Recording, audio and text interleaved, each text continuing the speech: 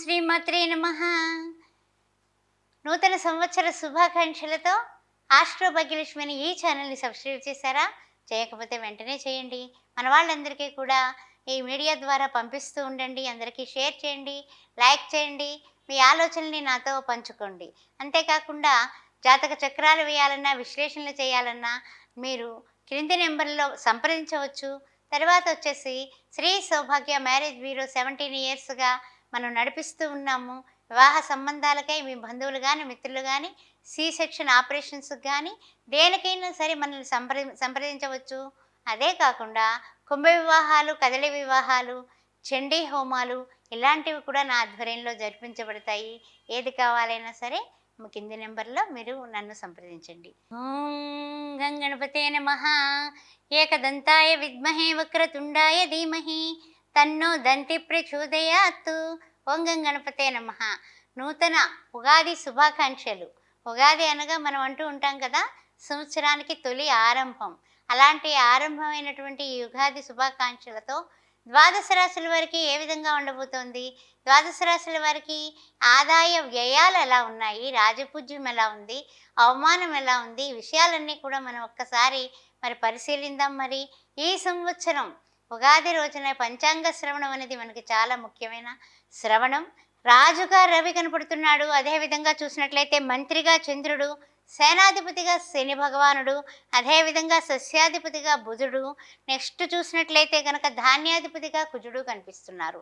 ఇహ అర్ఘాధిపతిగా మళ్ళీ రవి, మేఘాధిపతిగా రవి. ఈ విధంగా పంచాంగ శ్రవణంలో రవి యొక్క ప్రాశస్త్యం ఎక్కువగా కనిపిస్తుంది. ఈ యొక్క సంవత్సరంలో విశ్వావసు నామ సంవత్సరంలో మనకి కొన్ని విశేషాలు, వింతలు, జరగబోయేవి, జరగబోతున్నవి ఏ విధంగా ఉంటాయి, ఎవరికి ఏ విధంగా లాభాల బాటలో ఉంటారు, శుభయోగాలు ఎవరికి ఉన్నాయి, లేకపోతే ఏమైనా కొంచెం చిన్న చిన్న పరీక్షా కాలం, గడ్డు కాలం ఉందా, వీటిలన్నింటినీ కూడా మనం పరిశీలిద్దాం. ద్వాదశ రాశుల వారికి కూడా ఏ విధంగా ఉండబోతోంది, ఏ విధమైనటువంటి మనము నడత నడుచుకుంటే మనకు అన్ని విధాలా కూడా ఈ గ్రహాలన్నీ కూడా మనకు అనుకూలిస్తాయి అనే విషయాన్ని మనం ఒక్కసారి పరిశీలనలోకి తీసుకుంటూ శ్రీ విశ్వావసు నామ సంవత్సర ఫలాలకి స్వాగతం, సుస్వాగతం. ఓం శ్రీ మాత్రే నమః. ధనుసు రాశి వారికి శ్రీ విశ్వవసు నామ సంవత్సర శుభాకాంక్షలు. ఏ విధంగా ఉండబోతోంది? ఆదాయం చూస్తే 5, వ్యయం చూస్తే 5, రాజపూజ్యం చూస్తే 1, అవమానం చూస్తే 5. ఏ విధంగా ఉండబోతోంది? ధనుసు రాశిలో ఉన్నటువంటి మూలా నక్షత్రం వారికి తదుపరి చూసినట్లయితే కనుక పూర్వాషాఢ 4 పాదాలు, ఉత్తరాషాఢ ప్రథమార్థం. ముఖ్యంగా కొన్ని విషయాల్లో ఈ విశ్వవసు నామ సంవత్సరంలో అర్ధాష్టమ శని దోషం ధనుస్సు రాశి వారికి కనిపిస్తుంది. అందువల్ల గోచార రీత్యా శని భగవానుడికి చేసుకోవాల్సినవి చేసుకుంటూ ముందుకు సాగాల్సిన పద్ధతులు కనపడుతున్నాయి. ఆ విషయాన్ని మాత్రం మర్చిపోవద్దు.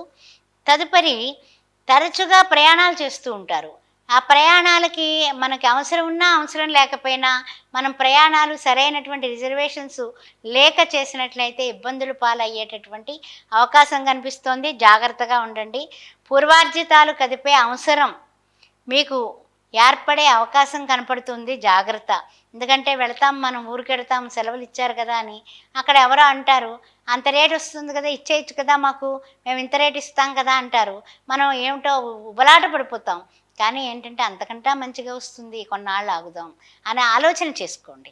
మీరు ఆలోచన చేసుకొని పెద్దవాళ్ళ సలహా తీసుకొని అప్పుడు నిర్ణయాలకు వెళ్ళండి. అంతేగాని స్పీడ్గా మాత్రం ఇది అమ్మేద్దాం, వేరేది కొనేద్దాం అనే ఆలోచన పెట్టుకోకండి. అమ్మకానికి కొనుగోలుకి మధ్యలో పెద్దవాళ్ళ ఇన్వాల్వ్మెంటు, సలహాలు తీసుకున్నట్లయితే మీకే అన్ని విధాలా ఉపయుక్తంగా ఉంటుంది.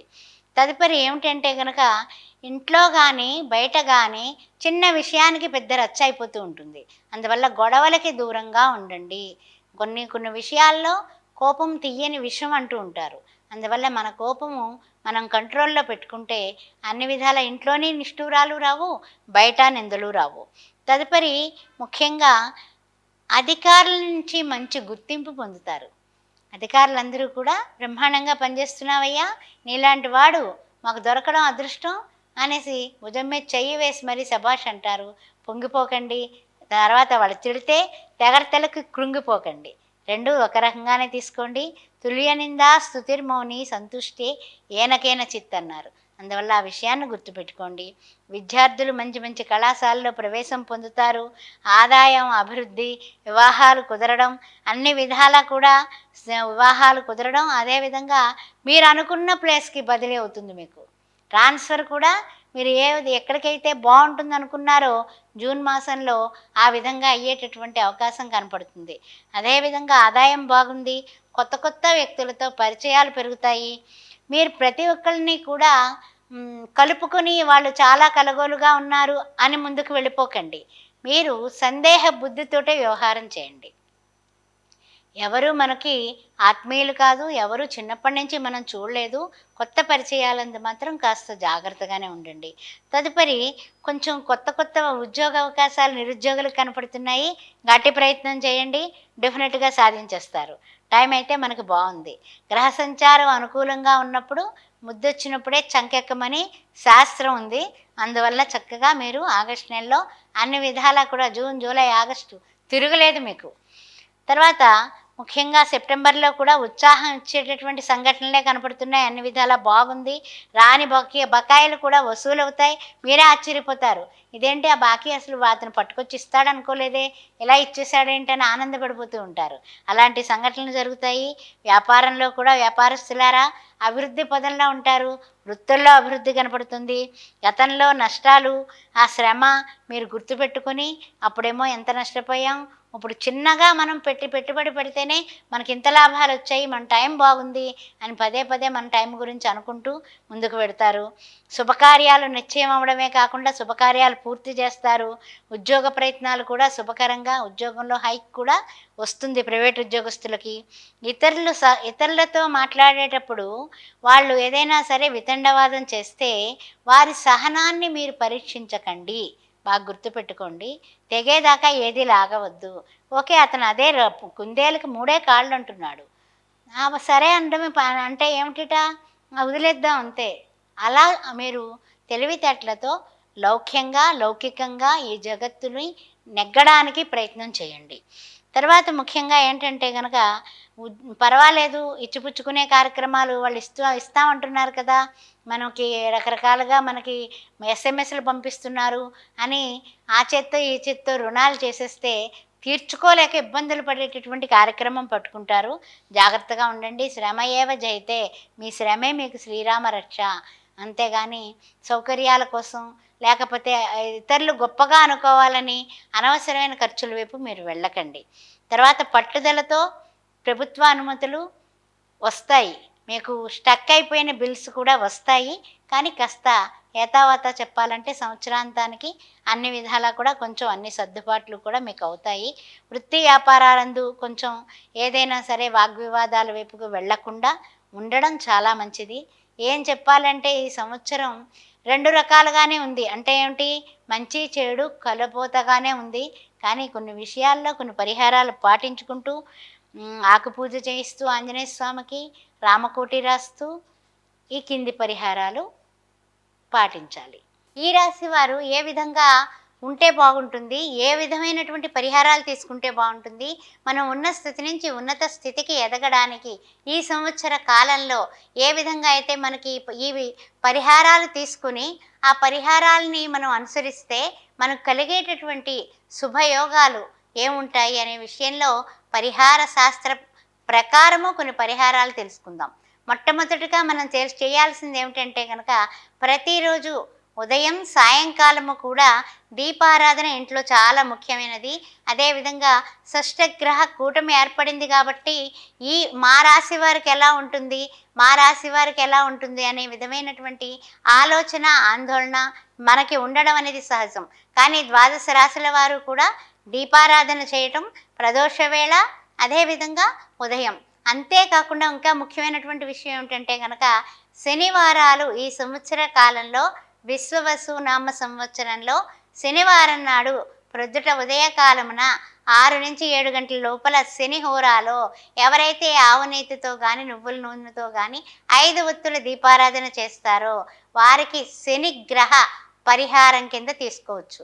అదేవిధంగా శనివారం నాడు ఒక్కరికైనా సరే అన్నదానం చేసినట్లయితే తప్పనిసరిగా మీకు శనిగ్రహ నివారణ ఆర్థం మీరు చేసే విధానాలన్నీ కూడా భగవంతుడైనటువంటి శనీశ్వరుడు తప్పక స్వీకరిస్తాడు. అదేవిధంగా ఎవరికైతే శనిగ్రహ అష్టమ శని, అర్ధాష్టమ శని, ఇంకా అందులోనే ఏమిటంటే మీనరాశి వారికి ముఖ్యంగా లగ్నాత్తు శని, ఆ విధమైనటువంటి వాళ్ళు సింహరాశి, మీనరాశి, అదేవిధంగా ధనుస్సు రాశి వారు ముఖ్యంగా ఏం చేయాలంటే కనుక తప్పనిసరిగా శనివారం నాడు ఎవరికైనా పేదవాళ్ళకి అన్నదానం చేయడం అనేది మర్చిపోకుండా చేయండి. ప్రతిరోజు ప్రతి ద్వాదశ రాశుల వారు కూడా ప్రతిరోజు దినచర్యలో భాగంగా హనుమాన్ చాలీసా వినడం కానీ, హనుమాన్ చాలీసా పఠించడం కానీ చేసినట్లయితే అద్భుతాలే జరుగుతాయి మీ ఇంట. అందువల్ల ప్రతిరోజు శ్రీరామ జయ రామ జయ జయ రామ, శ్రీరామ జయ రామ జయ జయ రామ అని ఎక్కడైతే శ్రీరామ జపం కానీ, శ్రీరామ అనే రామకోటి రాయడం కానీ చేసినట్లయితే మీ చేతి వ్రాత మీ నుదుటి రాతని మారుస్తుంది. అందువల్ల విశ్వవసు నామ సంవత్సరంలో అందరికీ శుభయోగాలు కలిగి అందరూ పిల్లాపాపలతో సుఖ సంతోషాలతో ఆయురారోగ్యాలతో ఆనందంగా వెలసిల్లాలని కోరుకుంటూ చేతికి హస్తస్య భూషణం దానం అనేది బాగా గుర్తుపెట్టుకోండి. శ్రీమాత్రే నమః.